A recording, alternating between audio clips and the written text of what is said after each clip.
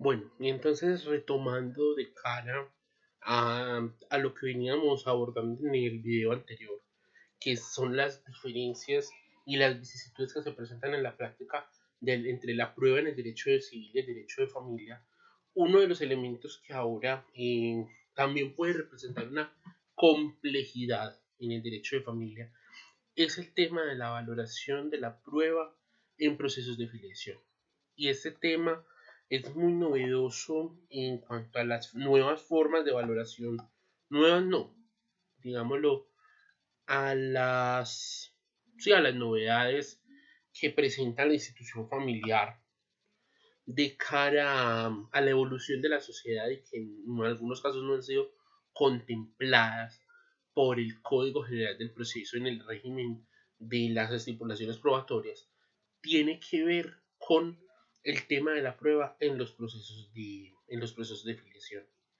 Y quiero llamar la atención de la prueba en el proceso de filiación, porque es que, o sea, entendemos la filiación como un nexo meramente biológico y no lo hemos entendido en muchos casos como, como una relación que va más allá de lo biológico, donde entonces el derecho de los niños, niñas y adolescentes se puede ver vulnerado. Y aquí quiero hacer una comparación, o sea, mientras que a mí una prueba, digámoslo en un caso, una responsabilidad por accidente de tránsito, si a mí un perito especialista en física me dice que, que a la velocidad que iba Peranito era posible o no era posible que se causara daño a Y y que eso determine el juicio de valoración del juez de la responsabilidad civil extracontractual, eso en el derecho civil listo, se zanja y los medios de punibilidad serán mucho menores. Sin embargo, de cara al derecho de familia, atender a todas esas realidades, por ejemplo, en el proceso de filiación, la prueba científica, que haciendo pues la equivalencia, a mí la prueba científica me puede decir sí, A es hijo de C y no de B. Pero es que entre A y B, a lo largo de los años que se creyó que B era el papá de A, sencillamente se generaron unos vínculos. Entonces ahí no hay una afiliación por el hecho sanguíneo, por un hecho biológico. Hay una afiliación desde el afecto. Hay una afiliación desde otros elementos de constitución de esa figura de la paternidad y de la maternidad que, si bien la norma ha intentado zanjar a partir del principio del interés superior del menor de cara a la ley del 98 de 2006, la realidad en Colombia es que en muchos casos eso no se da. En muchos casos lo que se pretende es sencillamente desvirtuar la relación paterno-filial y establecer otro tipo de relación y ¡pum! Entonces es allí donde se pretende no, o es lo que logran en muchos casos las autoridades jurisdiccionales, o sea, simplemente desvirtuar, pero no hay un acompañamiento, no hay un acompañamiento efectivo y otro, y eso genera problemas desde que en este momento considero que la forma en que se practican las pruebas en los procesos de familia está en este momento viciada. ¿Por qué está viciada? Porque estamos desgastando la jurisdicción inoficiosamente en el ejercicio de la profesión. Porque se llega a la contención. Porque mientras que en el derecho civil se apela efectivamente a una conciliación, a los mecanismos alternativos de solución de conflictos, el derecho de familia presenta una crisis. Y es lo que yo denomino la crisis de los egos. Es la crisis donde todo el mundo quiere tener la razón en todo tiempo, en todo momento, en todo lugar. Donde no se trata de ganar, ganar, sino que las personas van en las relaciones que son en los asuntos de derecho de familia, van al todo por el todo. Y ese todo por el todo resulta muchas veces perjudicial para el tema de valoración de la prueba, porque desgastan al juez con un montón de testimonios, de argumentaciones, de pruebas documentales, que muchas veces deben ser incluso excluidas o no son valoradas de la forma en que la persona quiere, y entonces eso genera una crisis desde la administración de justicia, desde su credibilidad, donde los abogados en muchos casos no advierten, porque el abogado, volvemos al mismo postulado con el que empezábamos. El abogado cree que en el derecho civil la prueba tiene los mismos efectos que en el derecho de familia. Y es allí entonces donde es necesario entonces acudir al origen de todo este tema, de todas estas variaciones, y es al derecho probatorio en sí mismo. Y el derecho probatorio en sí mismo a lo que abogas por constituir los hechos, demostrar una verdad sustancial por encima de las normas procesales. Y entonces en ese sentido el artículo 165 del Código General del Proceso nos indica de manera formal que son medios de prueba la declaración de la parte, la confesión, el juramento, el testimonio, el dictamen pericial, inspección judicial, documentos, indicios, informes y cualquier otro medio que sean útiles para la formación del convencimiento del juez. Hasta ahí, todo muy bien. Todo es operativo a la pluralidad de las ramas del derecho, en especial entonces a la rama civil, agraria y de familia, que son las que se reúnen por el Código General del Proceso, las que se rigen por el Código General del Proceso. Sin embargo, por ejemplo, no es lo mismo una confesión, por ejemplo, en el ámbito del derecho civil, que te va a generar a ti igual una responsabilidad determinada, pero que es una responsabilidad que a la larga se va a dar, que una confesión en el derecho de familia, por los efectos nocivos que puede traer la confesión de cara a la institución familiar. Entonces es allí donde, por ejemplo, el tema del asesoramiento a las partes es notorio, es necesario, es pertinente, debe ser efectivo, debe apuntar precisamente a que sean las partes quienes conozcan todo este asunto probatorio, donde entonces el testimonio de terceros hay que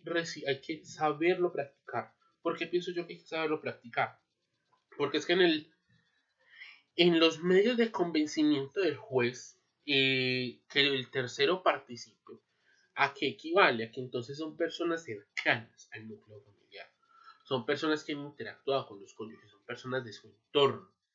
son personas que tienen que estar de alguna manera relacionadas con esa relación familiar, donde entonces en este momento, se rompen amistades, se rompen vínculos familiares, se rompen vínculos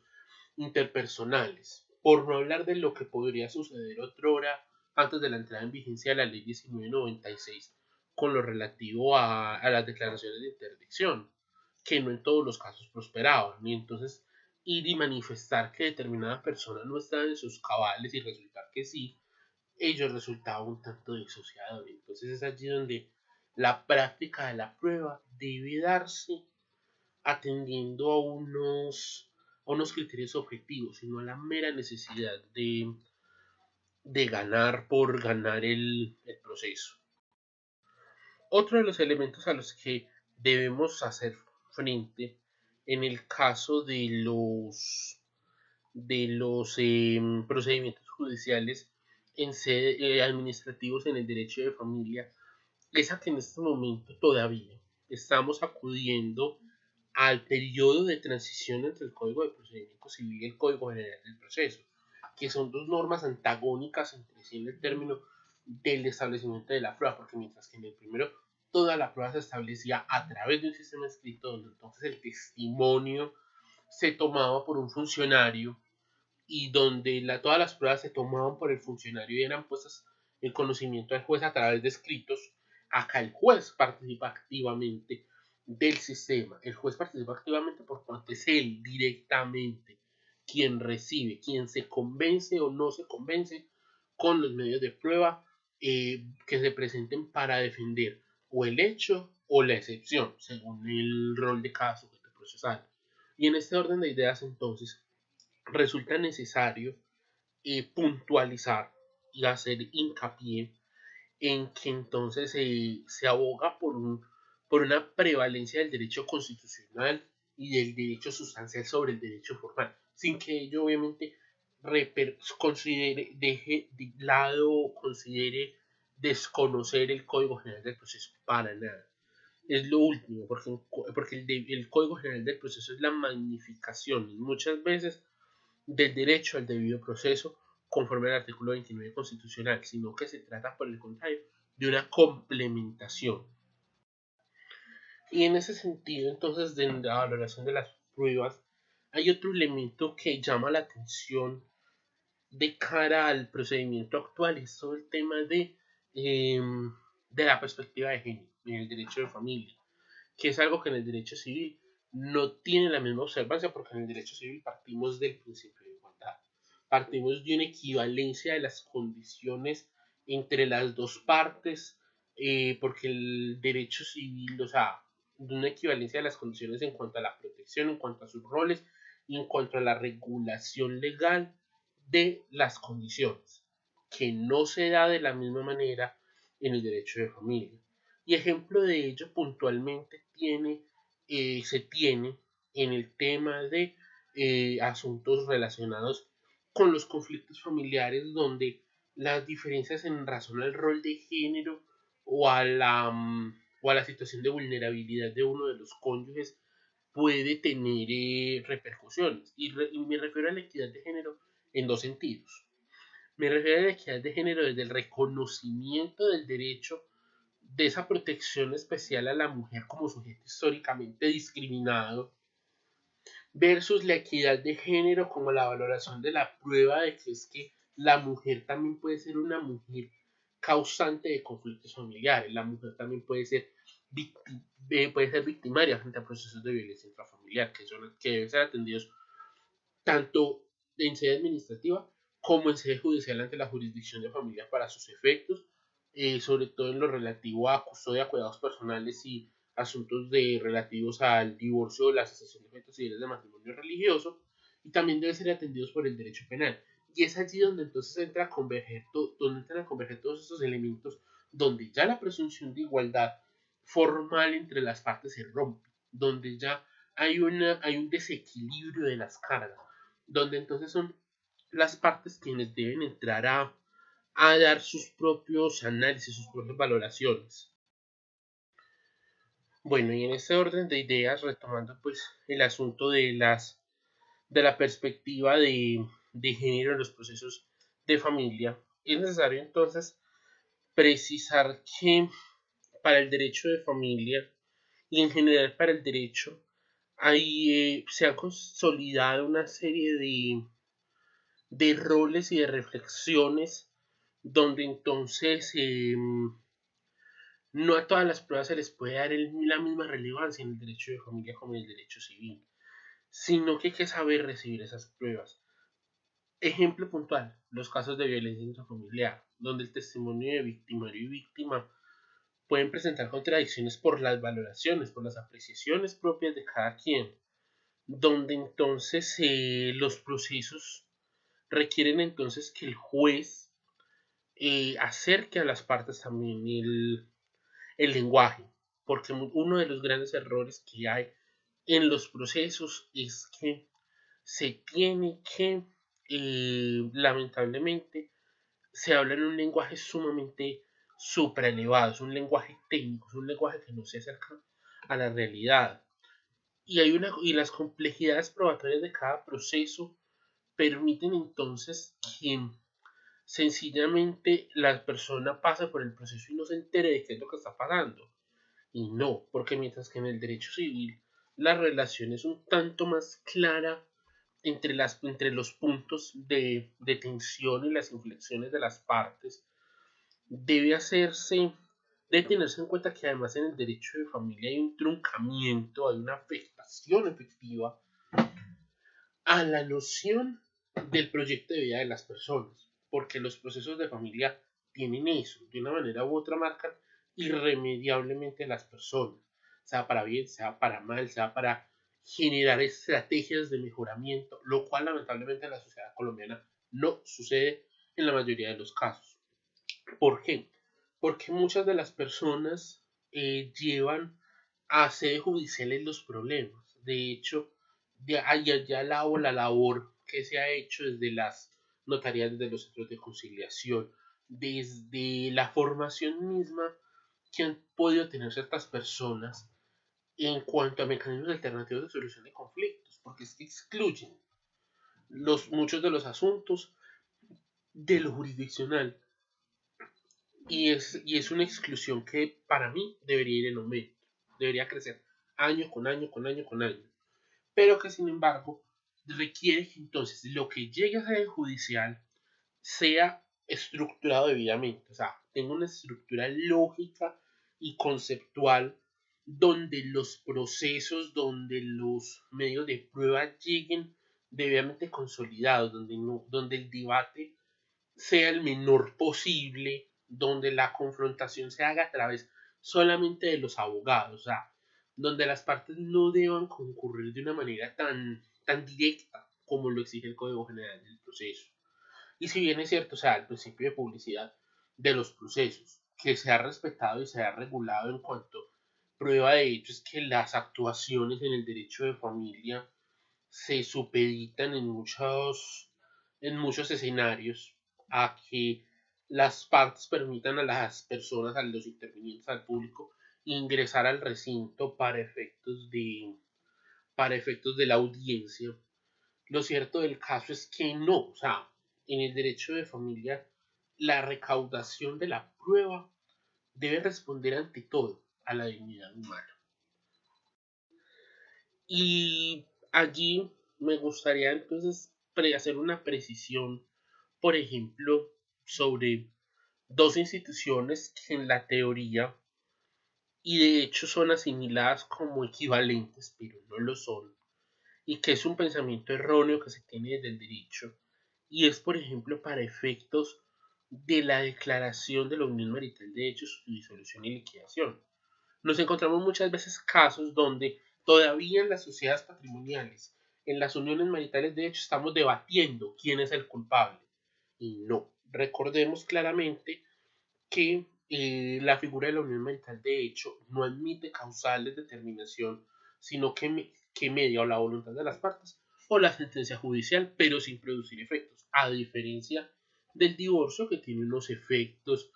personales y patrimoniales desde la declaratoria de culpabilidad de uno de los cónyuges si procediera la misma. Y entonces en este caso hay que hacer una valoración porque es que entonces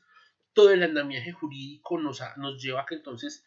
desde el punto de vista social y desde ciertos eh, juristas hablamos de que entonces se debate de alguna manera directa o indirecta la responsabilidad, la culpabilidad y no. Ahí hay una diferencia bastante sustancial, por ejemplo, entre estas dos figuras que requiere una distinción, donde entonces, eh, saliéndome un poco del tema, es también una manifestación de discriminación por parte del Estado no reconocer unos efectos frente a esa perturbación, a esa ruptura del proyecto de vida en sede de unión marital de hecho, cuando uno de los cónyuges interrumpe o afecta esa unidad de vida basada en ese proyecto de vida común, lo cual es preocupante, lo cual se observa como una conducta discriminatoria. Y en este orden de ideas entonces si bien estamos en principio hablando de elementos probatorios, o sea, la prueba en la unión marital, de hecho, la prueba simplemente es de la existencia, mientras que en el matrimonio, a pesar de que el efecto va a ser el mismo que se declara la terminación y que se abre la etapa procesal liquidatoria, lo cierto es que en el matrimonio las diferencias son bastante marcadas, porque en el matrimonio hay unas consecuencias jurídicas sustanciales y hay unas consecuencias jurídicas económicas, unas sanciones, mientras que en la unión marital de hecho no. Y eso es algo que se ha equiparado porque, ¿por qué? Porque entonces en el proceso, si vamos a las reglas del Código General del Proceso, nos encontramos que el trámite para la liquidación y para la terminación, o sea, los dos efectos, para la terminación del efecto personal y para la liquidación de esa comunidad de bienes es el mismo,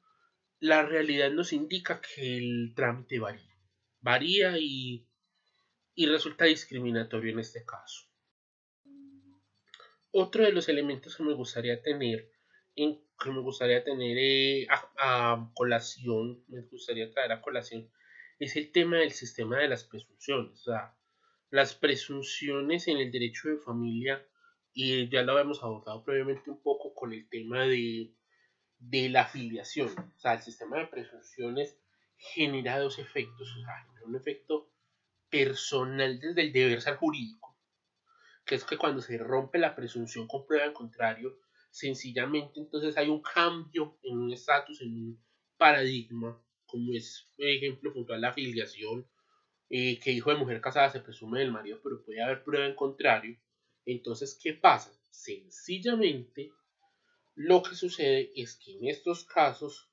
hay una ruptura legal frente a una situación que es la filiación real. Pero entonces esa otra filiación es la que hay que observar, donde entonces la prueba en el proceso no puede ser el único determinante, sino que debe haber otros elementos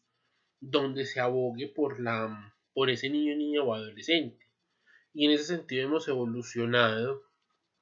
donde en cuanto ya no se habla de una prueba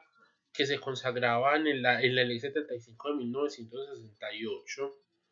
que se denominaba, ya, ya,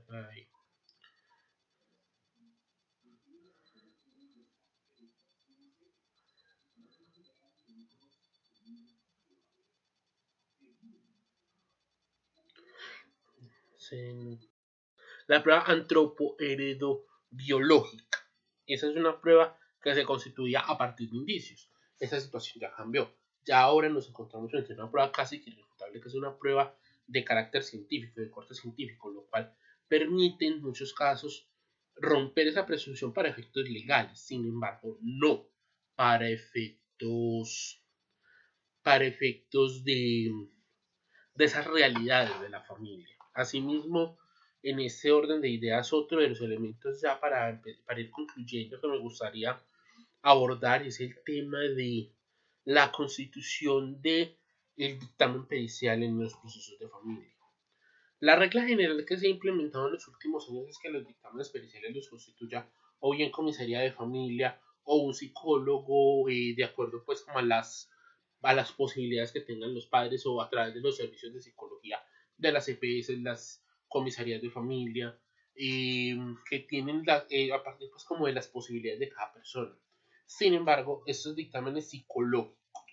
deben ser formulados de debida forma. ¿Y a qué me refiero en debida forma? No solamente en los elementos que hablábamos al inicio de esa charla sobre los temas afines al diagnóstico, al pronóstico y el tratamiento. No,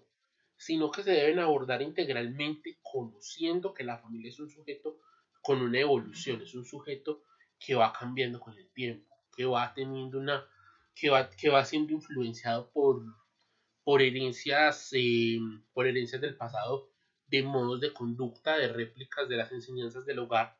que no son equiparables a la constitución de los modos de conducta en el derecho civil, porque al derecho civil solamente le importa valorar la conducta del sujeto como una individualidad,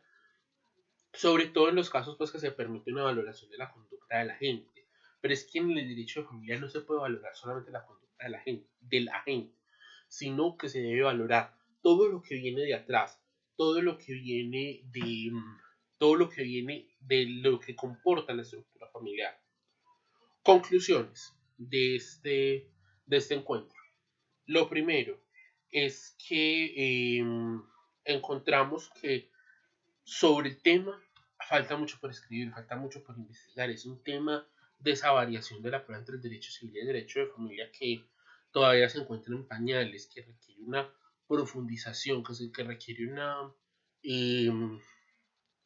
una concientización por parte del operador judicial, donde todavía la jurisprudencia tiene que entrar muchas veces a solucionar problemas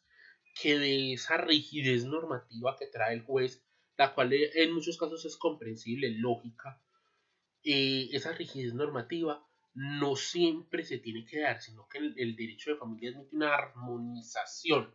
con los principios y mandatos constitucionales y la jurisprudencia y el derecho internacional, cosa que el derecho civil jamás nos va a admitir. ¿Por qué jamás nos la va a admitir? Porque el derecho civil, la fuente general del derecho civil son las obligaciones, son los contratos, son, las, son los actos negociables de las personas.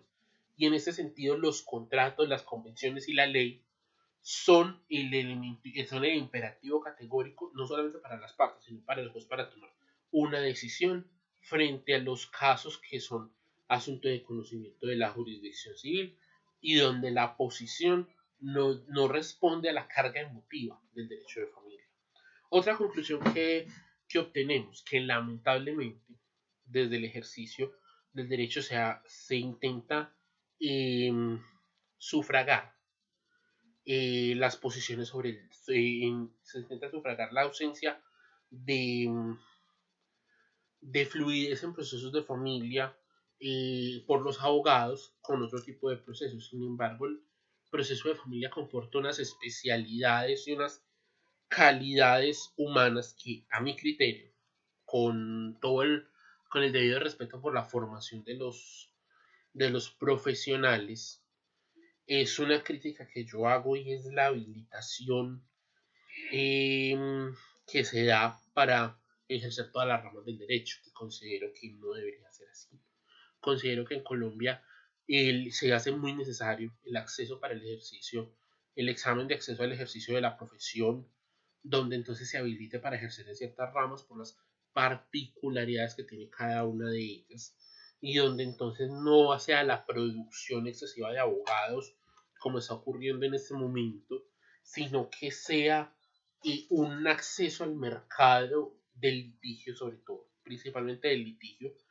porque digamos un abogado titulado para acceder a un cargo público puede acceder a otro tipo de formación, como por ejemplo la que tienen los señores jueces de la República, que, o sea, que si bien tienen unos elementos básicos que comportan en su proceso de acceso al sistema de carrera de la rama judicial, ellos tienen complementario a ello unos cursos de formación que desde los abogados no los hay. Y entonces por ello se cometen muchas veces muchos errores en la forma en que se introducen y se practican y se,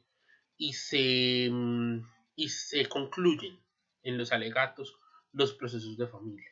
Sea entonces esa ya la oportunidad para ir cerrando la charla del día de hoy. Agradecer nuevamente a Ana Marcela Muriel, estudiante de la Corporación Universitaria Americana, que es la persona que me ha invitado a compartir con ustedes estas reflexiones, estas apartes sobre,